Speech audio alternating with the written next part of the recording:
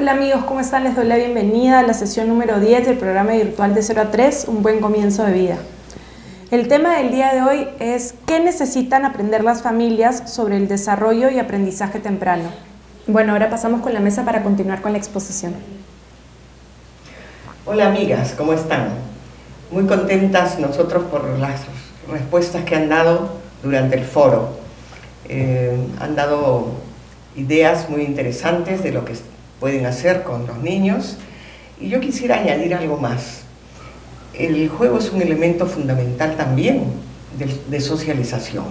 Claro que cuando el niño es muy pequeñito juega solo, pero luego se va introduciendo ya al descubrimiento del otro, de la otra persona, del otro niño, de sus pares, y allí descubre todo un mundo y aprende a tolerar, aprende a colaborar, aprende a trabajar en equipo, y creo que esos son también elementos sumamente importantes.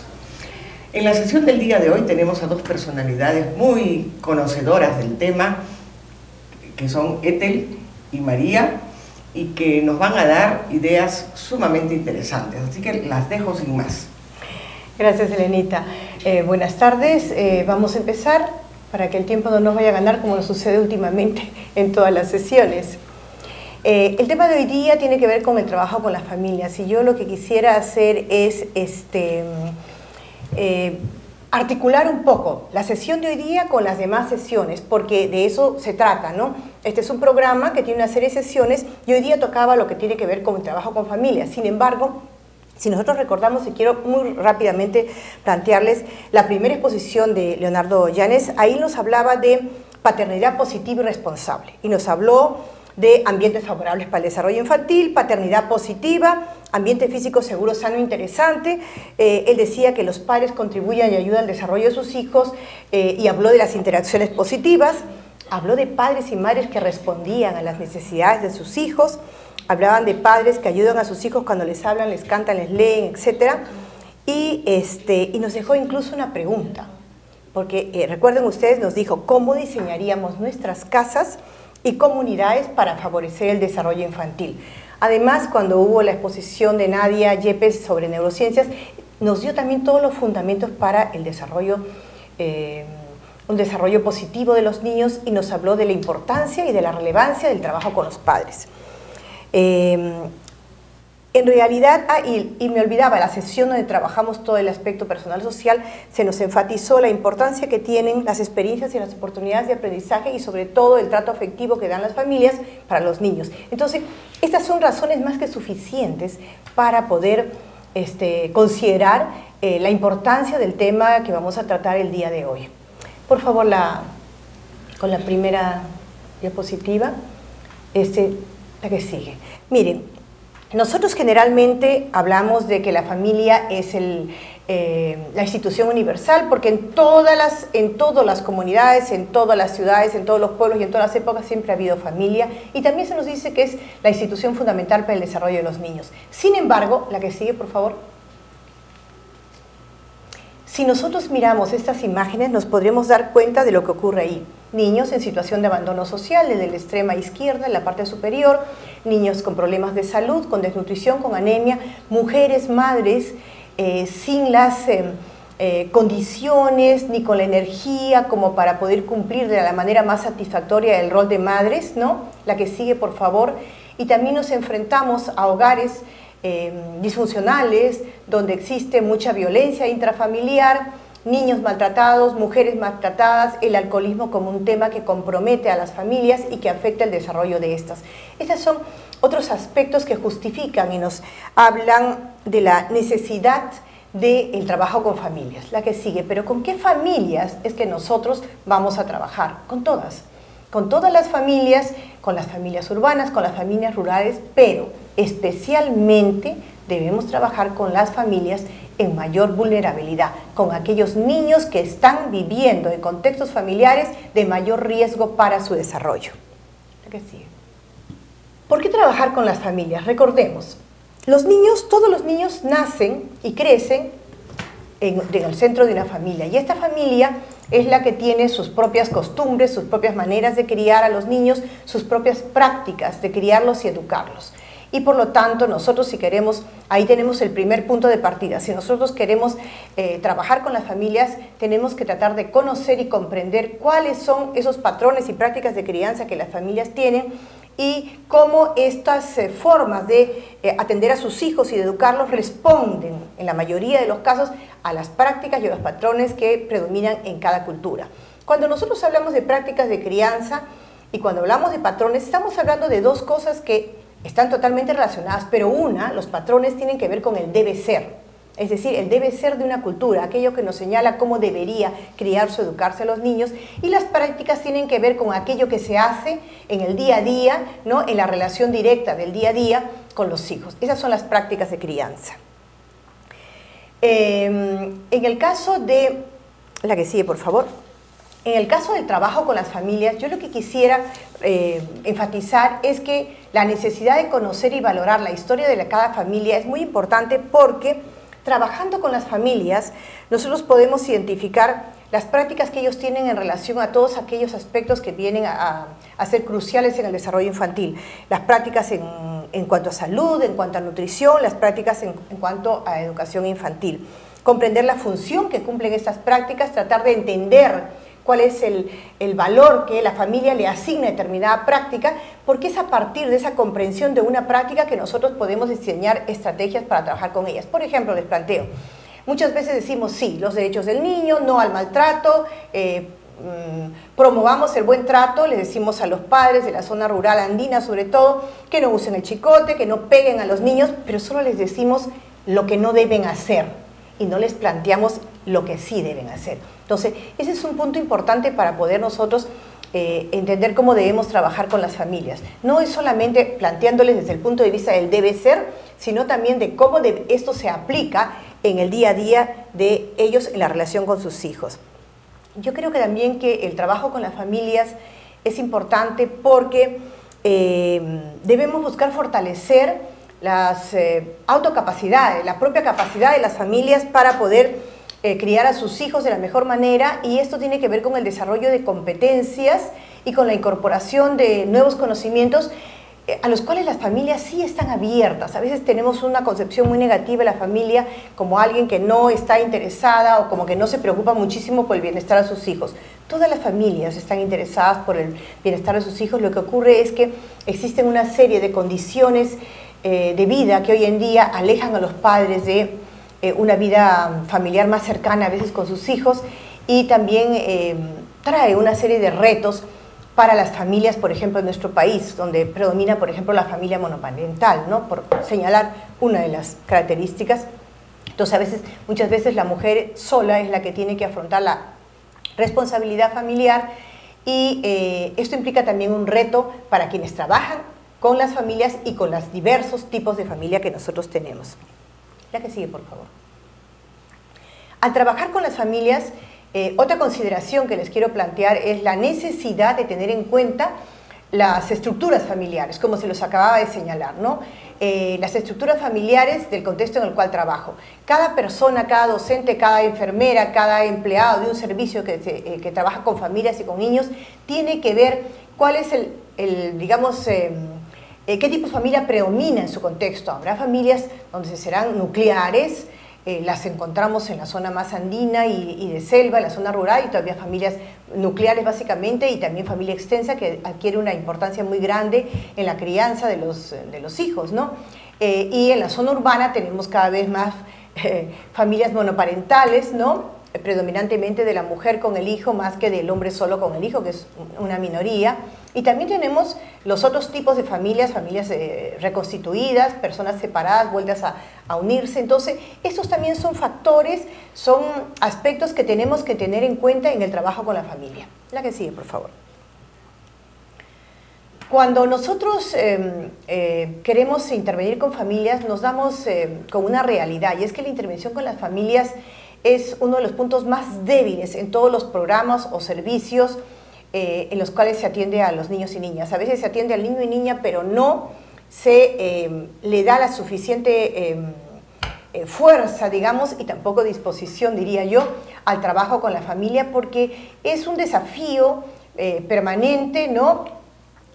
para los equipos profesionales, porque requiere de intervenciones integrales y multimodales. ¿Qué significa multimodales? Que significa que tenemos que saber trabajar con los diferentes sectores, y esto implica también aprender a coordinar para poder lograr concertar y llegar a acuerdos, porque el trabajo con los niños y sus familias es un trabajo que requiere y demanda este tipo de coordinación. La que sigue, por favor. Decía que buscamos promover el desarrollo infantil, pero lo que también buscamos en el trabajo con las familias es generar condiciones favorables en el hogar y potenciar las capacidades de la familia para promover este desarrollo. Esa imagen que ustedes están viendo ahora y que les estoy compartiendo, la quiero articular con la semana pasada donde trabajamos el juego, y ustedes recordarán que les traje un muñeco que les dije que era un muñeco tejido, que era de Huancavelica, y esta es una escena de un taller con padres de educación comunitaria en Coracora, ¿ya? Ayacucho, y habíamos llevado modelos de muñecos, y esas madres que están allí, ellas hicieron un propio diseño que lo tiene la señora que está hacia el lado izquierdo, y era un diseño propio, a partir del diseño que nosotros le habíamos llevado, que era el que tiene la señora que está, hacia la derecha, ¿no? Entonces, es encontrar las capacidades que tienen estas familias y ver cómo potenciar o cómo se puede utilizar esas capacidades que ellos tienen y que muchas veces nosotros no les damos el debido valor, para que promovamos también el desarrollo de las familias a este nivel. La que sigue, por favor. Otro aspecto que también es importante en el trabajo con las familias es el promover y fortalecer entre las familias redes de apoyo mutuo. Redes que nosotros encontramos más fácilmente, por lo menos yo en mi experiencia de trabajo lo he encontrado mucho más a nivel de provincias, de regiones, de zonas geográficas, que en las mismas zonas urbanas, que es estas redes de apoyo mutuo que pueden ser internas a nivel familiar o externas, esas son más en el ámbito rural, vecinales, comunitarias, institucionales, unidas por necesidades e intereses comunes o afines, ¿no? Hay muchos programas y servicios en relación a los niños de 0 a 3 años que justamente se logran implementar y sostener a través del tiempo, porque las familias organizadas y las familias organizadas con el apoyo de la comunidad, ¿no? Gestionan el servicio, y esto es una de las garantías de la sostenibilidad, y por otro lado, dentro del mismo servicio se establecen relaciones solidarias, diría yo, entre las familias que forman parte o que asisten a ese servicio. Y estas relaciones solidarias son las que garantizan la sostenibilidad de los programas y de los servicios, ¿no? La que sigue, por favor. Ahora, al trabajar con las familias, un punto importante es que nosotros analicemos desde qué enfoque partimos. O sea, yo les diría a cada uno de ustedes que se pregunte a sí mismo, ¿qué mirada, qué representación tengo sobre las familias de los niños con quienes trabajo?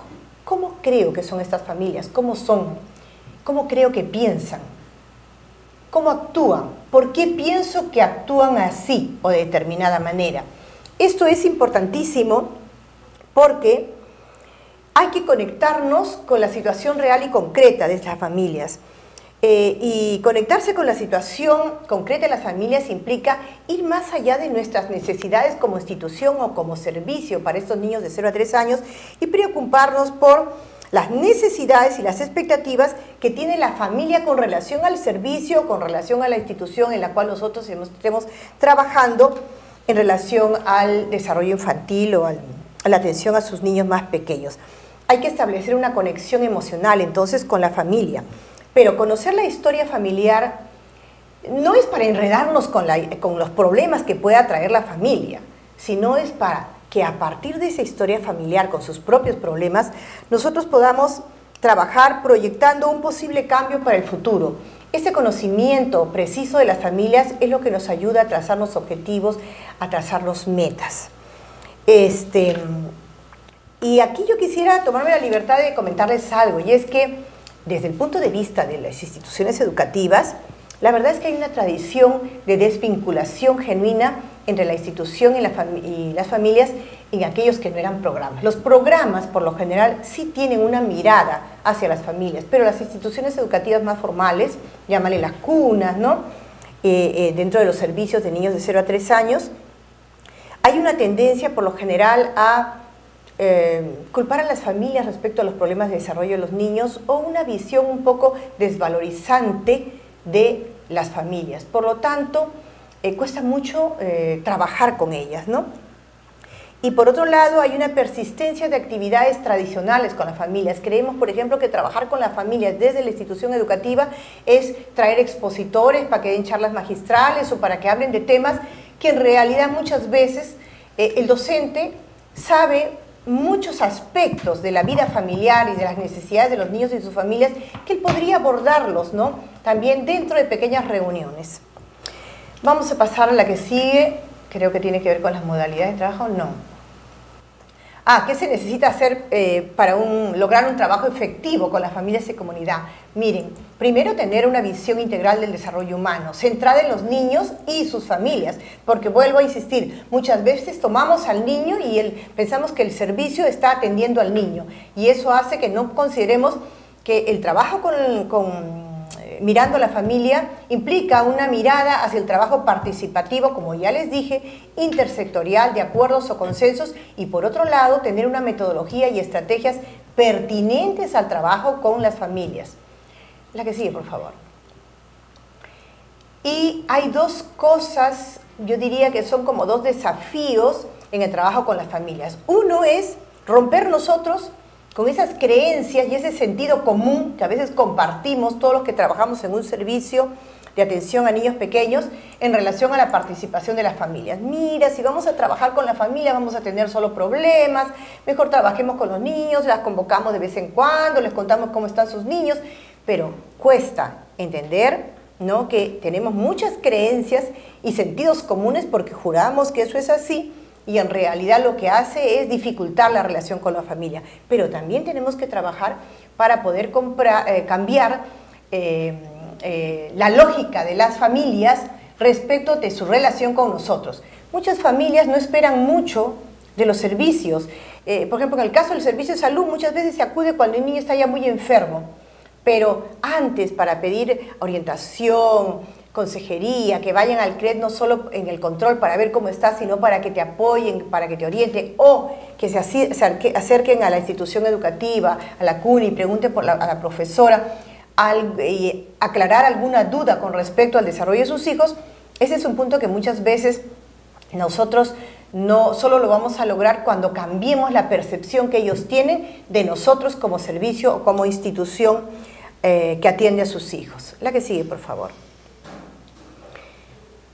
¿Qué actitudes personales deberíamos tener o asumir cuando trabajamos con la familia? La primera es veracidad, y cuando me refiero a veracidad, me refiero a que tenemos que hablarles con la verdad, a que tenemos que acercarnos a las familias con mensajes y con un lenguaje donde lo que se les ofrezca se cumpla, ¿no?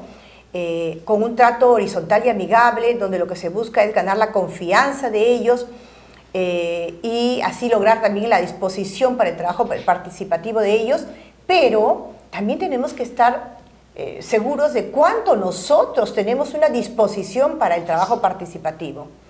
El desarrollo de la confianza en las capacidades locales es algo que lo vamos a lograr en la medida en que veamos los progresos escalonados que se logran en relación con las familias, ¿no? Y finalmente, entre las actitudes personales que hay que desarrollar, es muy importante la empatía. La empatía, entendiéndola como la capacidad para comprender al otro, y aquí en este caso es una empatía directamente relacionada con la habilidad para comprender a las familias, para entender cuáles son sus necesidades y aceptar cuáles son sus expectativas y poder compatibilizarlas con las nuestras. La que sigue, por favor. ¿Qué cosa evitar en la interacción con las familias? ¿Qué debemos tratar de no hacer? En primer lugar, asumir una actitud paternalista de excesivo aconsejamiento. A veces nos dirigimos a las familias como una persona que está aquí en un nivel superior y que sabe, que tiene el conocimiento, y ellos nos deben, por lo tanto, que escuchar, ¿no? Ellos deben seguir nuestras indicaciones. Esa es una actitud paternalista, ¿no? yo por encima y tú por debajo, pero yo te voy a ayudar a que aprendas. La segunda cosa que tenemos que evitar es la actitud moralista, es decir, este excesivo señalamiento de lo correcto y de lo incorrecto. A veces empezamos a hablar con las familias y lo primero que hacemos, en vez de felicitarlas por los logros o por aquello que podamos descubrir como positivo en sus hijos, es más bien ver cuáles son las cosas que les falta a los niños desarrollar, cuáles son los problemas que vemos en el comportamiento. Y el diálogo tipo interrogatorio es otro aspecto que tenemos que evitar. Este diálogo tipo interrogatorio es un diálogo que hace sentir a los padres y a las madres que tú en realidad los estás cuestionando más que ayudando, ¿no? Que está tratando de encontrar el detalle para ver cuáles son sus defectos o cuáles son sus debilidades. La que sigue, por favor. Dentro de las diferentes modalidades de trabajo, esto es en realidad para recordarles, porque estoy segura que ustedes, si todos están trabajando en servicios de atención a la primera infancia, recurren a algunas de ellas, ¿no? Reuniones, ¿no?, que pueden ser informativas o de debate, formativas, de estas vamos a hablar un poquito en unos minutos, formativas que tienen que ver con los talleres que se hacen con los padres, y también reuniones de tipo recreativo, de integración, porque eso es lo que luego facilita que el grupo se convierta en un grupo, como les decía, de interacción solidaria. Entrevistas con las familias, en aquellos casos que amerita además un trabajo individualizado para comprender mejor la dinámica familiar, ¿no? El uso de material de comunicación y las visitas al hogar. La que sigue, por favor. En todos estos casos, el rol del adulto que trabaja con las familias es un rol de acompañamiento familiar. Un rol de acompañamiento familiar donde la función más importante o las funciones más importantes están ligadas a tres palabras: escuchar, promover y proponer. O sea, hay que escuchar a las familias, hay que promover en ellas prácticas, actitudes, y hay que proponer también y dar sugerencias, recomendaciones, ¿no? Pero todo ello se logra si nos convertimos en un profesional significativo para las familias. Que sigue, por favor. Les había dicho que dentro de las estrategias de trabajo, la metodología del taller es lo más importante cuando queramos trabajar en aspectos formativos, es decir, cuando queremos cambiar conocimientos o introducir nuevos conocimientos. Y la metodología de taller, ¿por qué? Porque es una metodología que se ajusta a una metodología de formación de adultos que es de construcción permanente y participativa. Se parte básicamente de recoger los saberes previos de los participantes, recoger sus conocimientos, su propia sabiduría, sus prácticas, ¿no? Ellos las comparten, las debaten, las analizan y se reflexionan para llegar a acuerdos como resultado de estas interacciones solidarias. Yo digo que siempre en mi experiencia de trabajo que para conseguir cambio actitudinal, porque podemos dar mucha información a las familias, pero dar información o brindar conocimientos no implica cambio de actitudes, no implica cambio de prácticas necesariamente. Eso se logra cuando nosotros usamos una metodología formativa donde hay un proceso de reflexión sobre el contenido y donde luego el padre constata en la práctica los logros de la aplicación de esa información que ustedes le han dado. Entonces, eso es muy importante. También la experiencia compartida de otros que pueden tener ya, por ejemplo, tienen dos hijos y hay una mamá o un papá primerizo, escucha lo que esos otros padres le comentan, le comparten y resulta altamente enriquecedor para la vida de este madre o papá primerizo, lo que el otro padre, ¿no?, comparte con él. Entonces, eso es lo que facilita estas reuniones de aprendizaje, de interaprendizaje con una metodología de taller. La que sigue es una imagen donde hay tres, pásala por favor. Allí nosotros tenemos, por ejemplo, cuatro imágenes que están relacionadas con talleres de educación comunitaria, de proyectos en los que he participado. Entonces, ustedes tienen, por ejemplo, hacia el lado izquierdo arriba, es una mamá que está trabajando con otros padres. Esa mamá era una promotora de salud y está trabajando con padres sobre aspectos que tenían que ver con el parto y el embarazo. Y a partir de un rotafolio como un elemento visual que los concentraba, ¿no? Porque eso es importante, de repente cuando vamos a trabajar un contenido que no es tan conocido, el elemento visual ayuda, ¿no? Hacia el lado derecho tienen ustedes Era un taller que hicimos sobre juego y los padres iban a construir ellos mismos sus afiches, porque uno de los acuerdos de los padres fue que iban a hacer afiches que los iban a pegar en la bodega de la comunidad y en algunos lugares y árboles. Esto es en Ayacucho también. Y entonces ellos mismos crearon los mensajes. Nosotros no llevamos los mensajes. Abajo, hacia el lado izquierdo, tienen a un grupo de padres. Interesante, eso era en la selva, en San Martín. Interesante porque a la hora de hacer los trabajos grupales se agruparon los hombres todos juntos, nadie les dijo, ¿no? Les dimos la posibilidad de que trabajaran y que escogieran cómo podían trabajar. Era un grupo no muy grande de padres y se juntaron todos los hombres en ese grupo. Recuerdo, no sé, ahorita no veo, me parece que había una mujer que al final fue la que registró, que en ese momento no está en la foto, y estaban ordenando unas tarjetas sobre desarrollo infantil, porque les estábamos diciendo que pusieran en secuencia cómo creían, qué cosa creían que los niños aprendían en función a las edades de sus hijos, ¿no? Y la de abajo era una visita a una ludoteca en la cual un papá está compartiendo con su niño pequeño el juego, ¿no? Con el niño. La que sigue, por favor. ¿Qué mensajes compartir a las familias? Miren, esta es una parte con la que vamos a acabar. Yo les dejo a ustedes para que hagan las preguntas, para dar un mayor tiempo. Hay muchos mensajes que dar a la familia, pero yo diría que el primero y el más importante que tenemos que trabajar, porque muchos sectores están trabajando ahora el problema nutricional, sobre el tema de la anemia, pero no se habla sobre la importancia del vínculo emocional entre padres y hijos como factor protector para la vida. Porque hoy en día ya no solamente es un discurso teórico, ya la neurociencia, las investigaciones, la psiquiatría, la psicología, nos están hablando como resultados de investigaciones que la salud mental de las personas tiene que ver directamente con el establecimiento del vínculo emocional en los primeros años de vida y con el establecimiento del apego, del cual ya se habló en sesiones pasadas. La que sigue, por favor. Pero, ¿qué aconsejar entonces a las madres y a los padres respecto a este vínculo afectivo que decimos que se debe de generar y fortalecer? ¿Qué deben observar a su hijo? ¿Qué deben observar? ¿Qué deben escucharle? ¿Qué deben ponerse en la piel de su hijo? Comprenderlo, respetarlo, tener paciencia y tener calma con uno mismo y calma con los hijos. Yo recuerdo mamás y papás con los que converso a veces que me dicen, Miss, me decían en un colegio particular donde a uno le ponen el titulito de Miss y se me salió ahorita decirlo, ¿no? Entonces dicen, Miss, pero no quiere comer, no le gusta comer. Y le digo, a ver, cuéntame cómo haces para darle el almuerzo, ¿no? O los momentos de alimentación. Y te das cuenta que los padres están apurados, quieren que coman rápido. La actitud hacia el momento de la alimentación es una actitud de rechazo del adulto, y lo veo también en las instituciones educativas, por ejemplo, ¿no? Es como que ya llegó un momento muy difícil. Y nosotros en diferentes instituciones y servicios lo que hacíamos era filmar el momento de la alimentación para que vieran los padres cómo era que se hacía de una manera, lo que llamamos aplicando o practicando la alimentación responsiva, ¿no?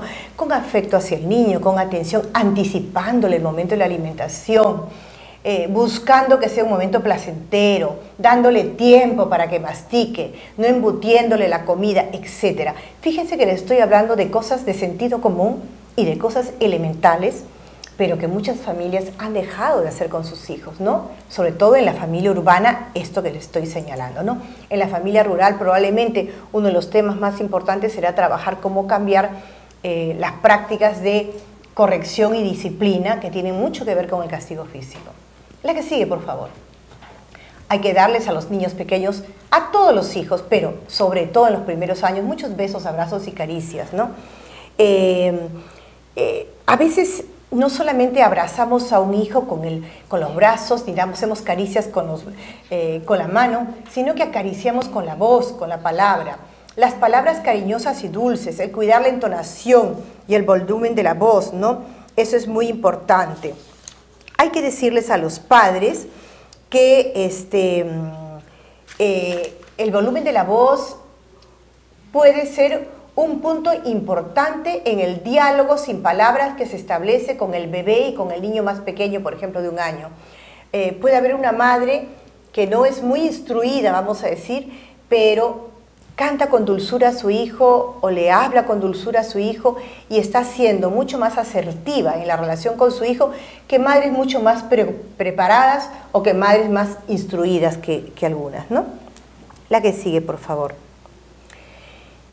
Otro aspecto que me parece básico para transmitir a los padres, para compartir como un mensaje, es que cuando nosotros dedicamos tiempo a los hijos, les estamos dando un mensaje de cuánto los queremos. Porque hoy en día, en el caso de las familias urbanas y periurbanas, donde papá y mamá trabajan tanto, el brindarles tiempo, el compartir tiempo, el jugar con ellos, el compartir momentos de rutina, el encargarse uno de bañarlos. Hablo del ámbito urbano, donde pueden haber madres que delegan esa responsabilidad en una empleada del hogar o en otra persona. Esas rutinas son parte, ya lo hemos visto, de los momentos de aprendizaje de los niños. Entonces hay que utilizar esas rutinas para establecer una conexión, rutinas de baño, al momento del descanso, del sueño, el momento de la comida, como ya les he dicho, ¿no? Entonces son momentos especiales en la vida del niño. La que sigue. Otro aspecto que es importante precisar con los padres es que tomen conciencia de su corporalidad. ¿Cómo yo manejo mi cuerpo en la relación con mi hijo? Y allí hay tres imágenes, ¿no? De un papá, por ejemplo, teniendo un juego físico con su niña, donde están tocándose las frentes, o la mamá que está cogiendo las manos de su hijo con mucha ternura, o esa tercera imagen, donde es una imagen que encontré en Google y la quise compartir con ustedes, que dice, muchas veces esto es todo lo que un niño necesita, ¿no? Es todo lo que él quisiera en la vida, y es que su mamá esté cerca de él, pero a su altura. La importancia de la distancia física en la relación. Nos olvidamos que los niños son pequeños, nos llegan con las justas a la rodilla, algunos de repente hasta más abajo. Entonces, qué importante es que la madre se conecte con su hijo a través de la cercanía física. Una vez leí una frase que decía, los niños, ¿cómo era? Espérense que quiero compartirla, y era, los niños no se acostumbran a los brazos. Los niños necesitan abrazos. Y era una forma de decirnos lo importante que es abrazar, contener al hijo cuando llora, ¿no? Cargarlo, mecerlo, acunarlo. Todo eso, todas esas son gestos que nos permiten decirle al niño cuánto lo queremos y que estamos allí para sostenerlo, para acompañarlo, ¿no? Esa es la respuesta oportuna que debemos enseñar a los papás y a las mamás que deben tener hacia sus hijos, ¿no?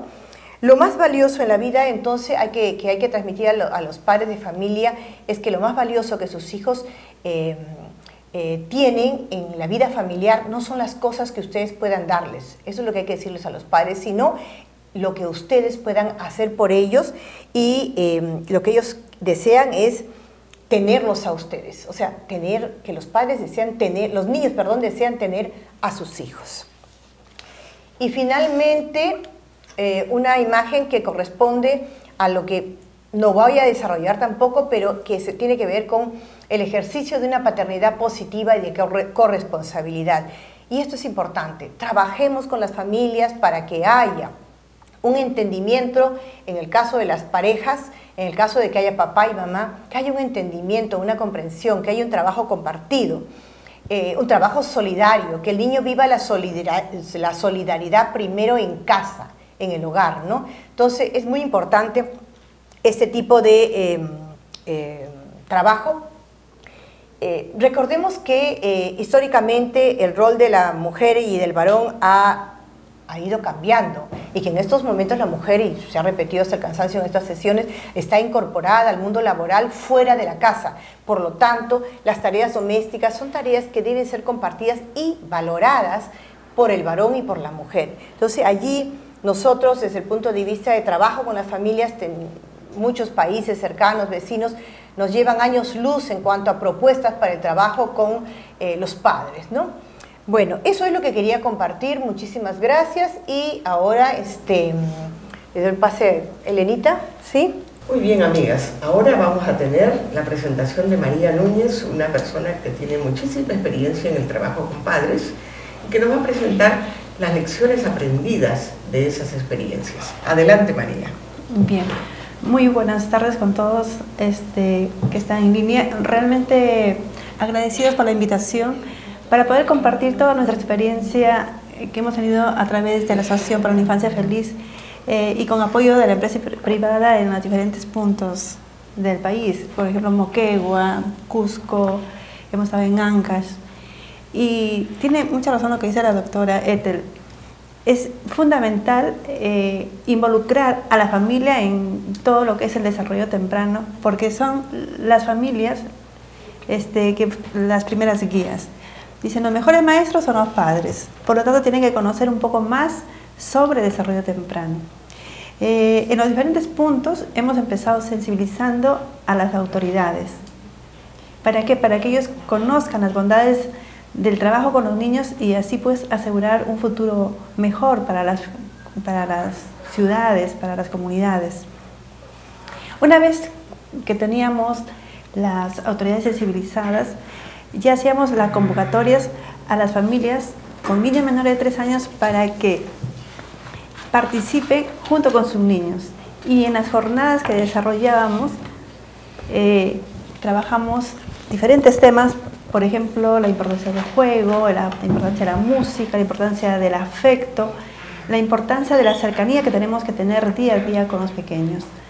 Incluso trabajamos por grupo etario, porque la atención con respecto al juego se trabaja por edades.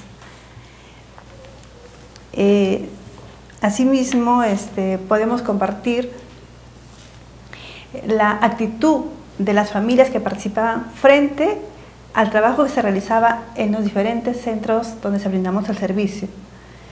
Las familias exigían a sus autoridades apoyar esas intervenciones porque de una u otra forma ellas se sentían que podían hacer mucho por sus niños. Porque muchos errores que se cometían en la crianza era por desconocimiento. Y en esos lugares ellos empezaban a ver qué podían hacer para desarrollar, por ejemplo, el lenguaje de sus niños. ¿Qué estrategias podían hacer en casa para desarrollar lo que es motricidad fina? A veces desconocían todos esos términos. A veces siempre pensamos que la profesional de educación podía hacer maravillas con sus niños, pero no, las madres son sabias y si ellas tienen esa información, pueden hacer maravillas con sus niños. Aprovechar cada espacio del hogar para desarrollar las diferentes áreas. Cuando las madres empiezan a entender esto, nos sorprendían cuando hacíamos las visitas domiciliarias, porque asignaban ya un espacio de juego para su niño. Y también veíamos que habían mejorado el trato hacia ellos, porque siempre pensamos, es pequeño y todavía no tiene que participar en ningún programa o todavía no puede aprender. Realmente nos sorprende la actitud de las mamás que vienen participando en los programas porque se sienten maestras de sus niños. Involucran al padre. Los padres están muy contentos porque ven a sus niños creciendo más alegres, mejor apoyados, con un mejor lenguaje, más socializados, porque realmente en la zona rural la parte de socialización, la parte del lenguaje es baja. Pero cuando empiezan a integrarse en esos espacios van mejorando enormemente después de que se hace evaluaciones al inicio y después al final del programa. Eso es lo que puedo compartir con toda la experiencia que hemos tenido en los diferentes puntos con lo que es el programa Ludotecas. Yo quisiera terminar con una frase muy conocida, pero que tiene mucho sentido. Los padres son los primeros y principales educadores de los niños. ¿Dónde aprenden los niños a respetar a los demás? ¿Dónde aprenden los niños a querer a los demás, a trabajar colaborativamente? ¿Dónde aprenden los niños a fomentar la paz en el hogar? Por supuesto que los maestros también tenemos alguna influencia, pero fundamentalmente esas cosas se aprenden en la familia y con los padres, ¿no? Bien, muchas gracias a todas ustedes por su atención. Bueno amigos, despedimos esta sesión recordándoles que se colgará en la plataforma virtual, así como todos los materiales y videos usados y podrán encontrarlo a partir de mañana a primera hora. Muchísimas gracias por acompañarnos.